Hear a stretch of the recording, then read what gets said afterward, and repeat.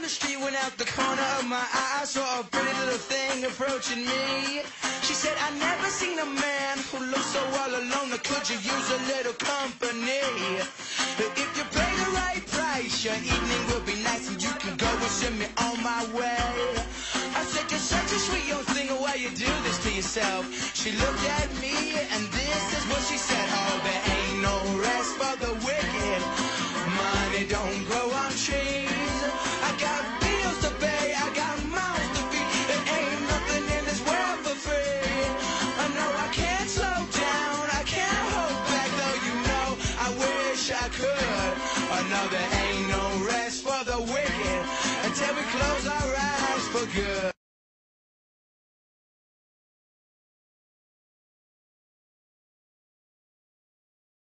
A Halloween special.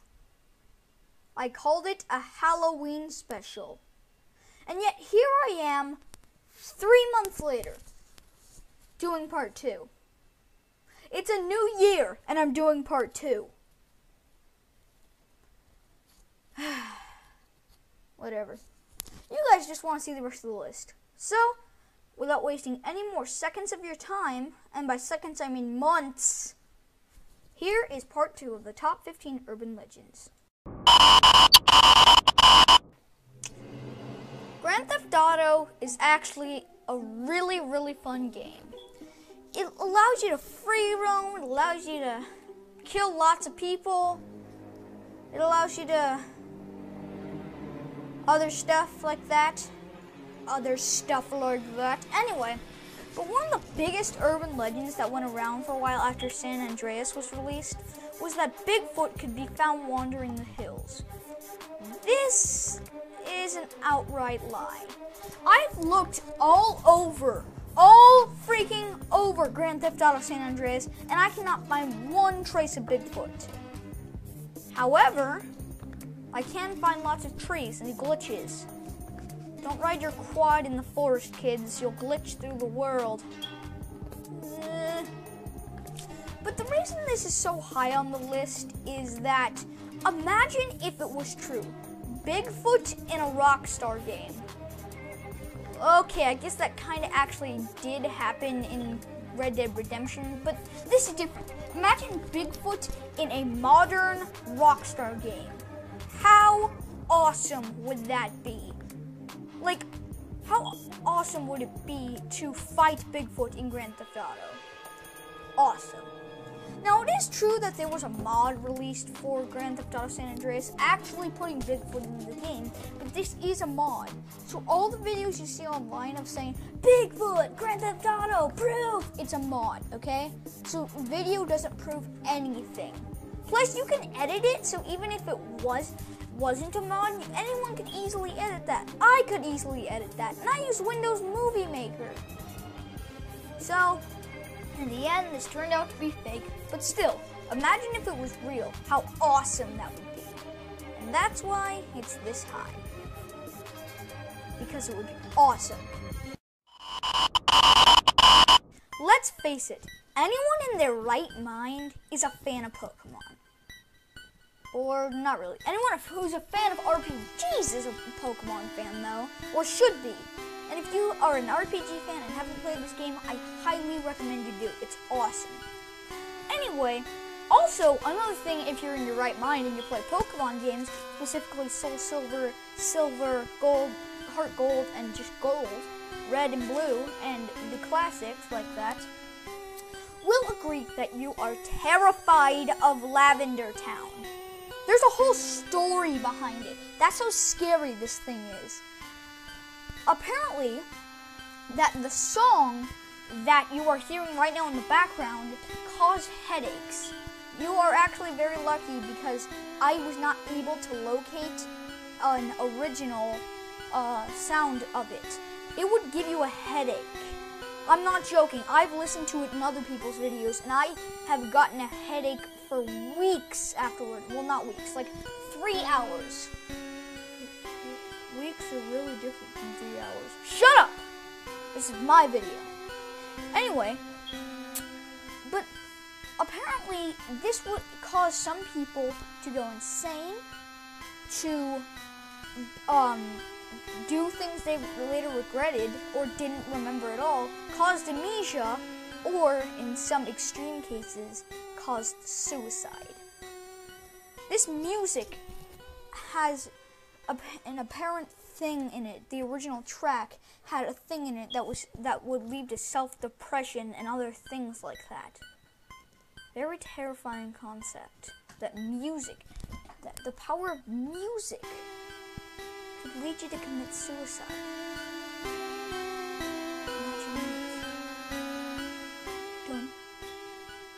But I might not have been able to find one, but I can always reenact it.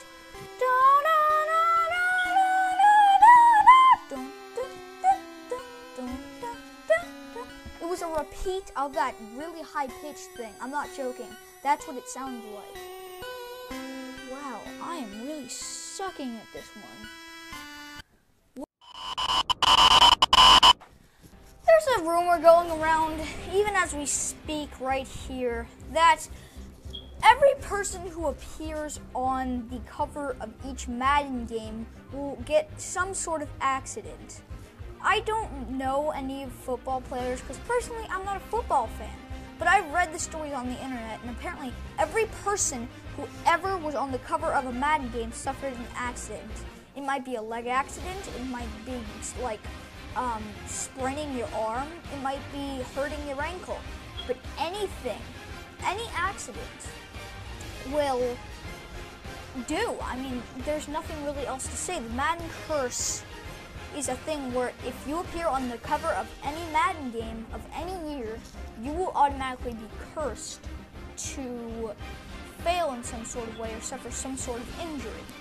Now, the reason this is sort of low on the list is because, well, the only way for it to be proven wrong would be for a football player to appear on the cover of Madden, then the football player suffering no accidents, which is very unlikely since in football there are lots of accidents, and would have to win the Super Bowl. And would have to win every game, every single game. And that's not very likely going to happen. I mean, it's just not a very likely concept of something that is possible to happen. So this one can't really be proved right or wrong. It's just a thing, you know, that we sort of have to live with wondering. And that's why it's actually above Lavender Town. That's why it's a higher urban legend, because Lavender Town, well, we know it's just a story. But this one, we don't know. And that's what makes it so cryptic and awesome. You don't know if it's real or not. You just have to take a guess. It might be real, it might not be real. So it's the wonder it gives you that puts it this high on the list. When Mortal Kombat 1 was first released, parents and politicians alike all freaked out that these kids' minds were going to be ruined. And now I have it on my Xbox. Yay for technology! Because no one cares anymore. Video games don't cause wars, people do. Stupid politicians. Anyway, when Mortal Kombat was first released, people really wanted to play it at home. So, they released it for the home consoles, being the Genesis and the SNES at that time. But there was a distinct difference between these two. With the Genesis, there was a blood code, meaning you could turn on all the blood and gore and graphics that you wanted. Like everything you wanted, you could do. Like all the fatalities, there. All the bloody, there. But in the SNES version, there was no blood code, and it was very unviolent. The blood was replaced with sweat, and the fatalities were not included. And the ones that were like Liu Kang's attack move, where he just kicks. Those kind of fatalities. So, there was a rumor going around. Yeah, this was before the internet. This might have been the first urban legend ever. There was a rumor going around the arcade stand that there actually was a blood code for the SNES version, making it able to see all the gore, all the blood, and all the guts. Unfortunately, this was not true and was never incorporated. lucky for all you fanboys, you know how Mortal Kombat 2 and 3 are better than the original? Well, those for the SNES did contain a code. So all of you fanboys who were speculating that Nintendo was just gonna dumb it down, no blood ever, ever. Look at Mortal Kombat 2 and Ultimate MK3. I mean, there is violence, so there's no reason to think that Nintendo is like just dumbing it down, you know? And the reason it's this high is because this might have been the very first urban legend ever created. It might have very well been. We don't know. Well, I don't know. I'm too lazy to do research. That's just me.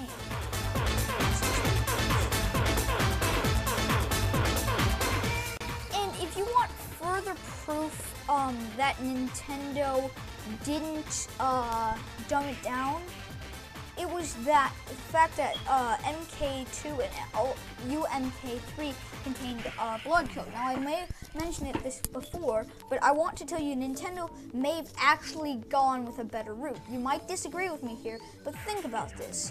Nintendo, at that point in its lifespan, was mostly for kids' consoles, right? So imagine how it would be if a bloody, gory game was released. Of course, the Nintendo realized their grave mistake and corrected it. Thank you. In Hitman Blood Contracts, there is a mission where you are assassinating someone in a hotel. If you go around and look, you actually might find a door labeled Hotel Wing Closed. If you pick the lock while no one's looking, you can go into the hotel wing. If you run quickly enough, you can catch a ghost wandering past you. If you're not quick enough, though, you can't catch it.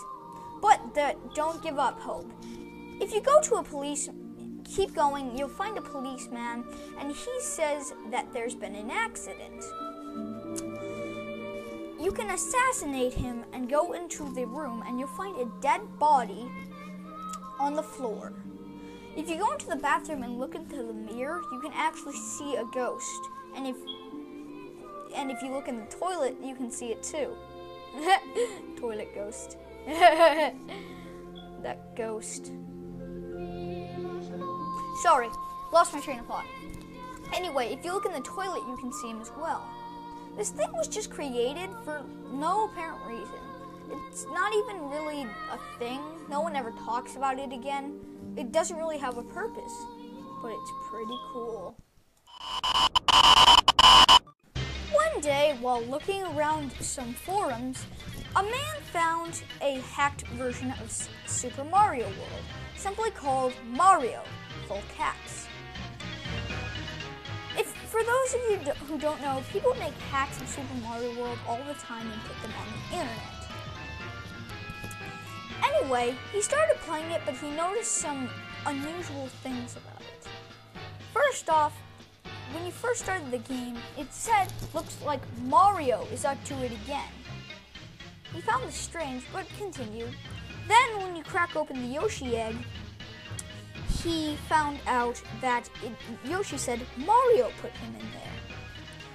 He then explored the land a little bit, finding more cryptic things, a little bit scarier than the last, and then he finally found something that led to the breaking point. He was able to go to an invisible wall, and he slid down and made the animation for when you're doing a pipe. It went to black after this, and he realized that Mario had been killed for the actions he did. Mario's a bad boy. Bad Mario! Sit! No, Mario's not a dog. Mario's a murderer in this. Yay! Anyway, when he first started all of this, there was a text file he couldn't see. But then when someone else went to download this hacked version, he found it into an image file.